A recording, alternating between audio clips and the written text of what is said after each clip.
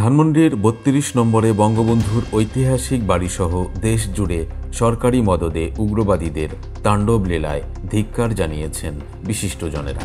রাষ্ট্র ক্ষমতায় থাকা উগ্রপন্থী ও তাদের প্রতিনিধিদের সতর্ক করে তারা বলেছেন, এই দিন নয়, দিন আরও আছে, তখন এর পরিণাম হবে ভয়াবহ। ইউনূস সরকার গঠিত গুম কমিশনের সদস্য ও মানবাধিকার কর্মী নূর খান তার ফেসবুকে লিখেছেন, আমি স্তম্ভিত, এই দিন নয়, আরও দিন আছে। বৃহস্পতিবার ৬ ফেব্রুয়ারি দুপুরে ফেসবুকের এক পোস্টে তিনি কথাগুলো লেখেন।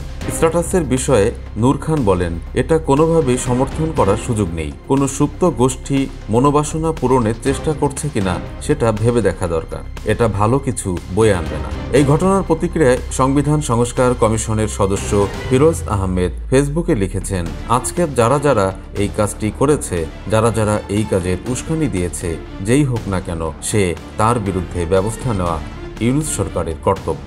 বৈধ হিসেবে মনে করেন, এমন একটা সরকারের অস্তিত্ব থাকলে কোনো ভবন বুলডোজার চালানো কিংবা আগুন দেওয়া কিংবা ভাঙচুর সন্দেহাতীতভাবে ফৌজদারি অপরাধ। তিনি আরও লিখেছেন, আজকে যারা এই কাজটা করেছে, যারা এই কাজের উস্কানি দিয়েছে, যেই হোক না কেন, সে তার বিরুদ্ধে ব্যবস্থা নেওয়া ইউনূস সরকারের কর্তব্য।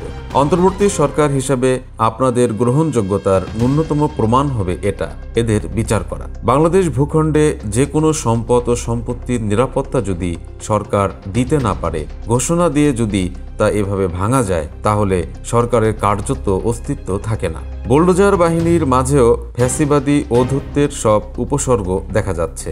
রাজনৈতিকভাবে এরা যদি সফল হয়, বাংলাদেশ কয়লা হয়ে যাবে। আমার আশা এরা ব্যর্থ হবে। এই লোভী ও বর্বর মানুষগুলো জুলাই আগস্টের অভ্যুত্থান ভাঙিয়ে বেশি দূর যেতে পারবে না।